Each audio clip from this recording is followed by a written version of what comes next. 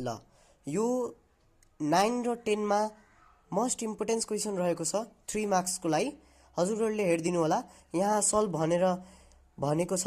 यो एउटा एक प्रकारको इक्वेसन दिएको छ, हामीले यसलाई सल्भ गर्ने हो।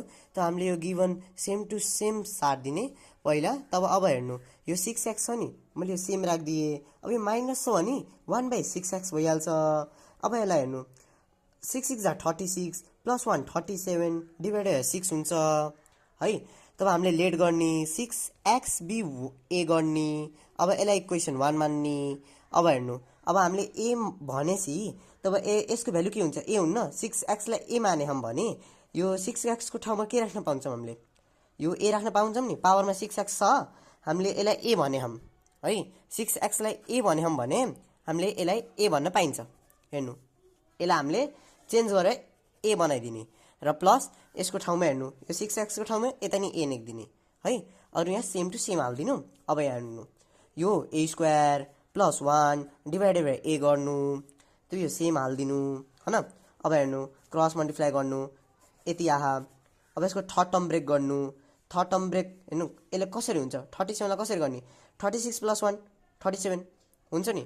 अब हेर्नु, minus plus minus minus plus minus अरू सेम। अब यहाँ हेर्नु के कमन लिन मिल्छ? यहाँ हेर्नु 6a कमन लिन मिल्छ नि। 6a कमन लगियो। अब a - 6 बाँच्यो। अब एमा मैले -1 लगेँ है। अब a - 6 आयो इजिकल टु 0। अब यतिसम्म हजुरले बुझ्नुभयो होला। अब हेर्नु, आइदर a - 6 इजिकल टु 0। अब a को भ्यालु 6 आयो होइन।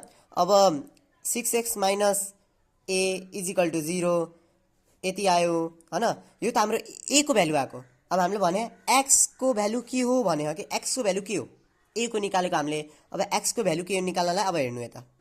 अघि नै हामीले होइन 6x लाई a भने थियौँ भने अब यो इक्वेसन यो हेर्नु 6x लाई a भन्यौँ भने यो a को भ्यालु कति आएको थियो? 6 आएको थियो नि होइन।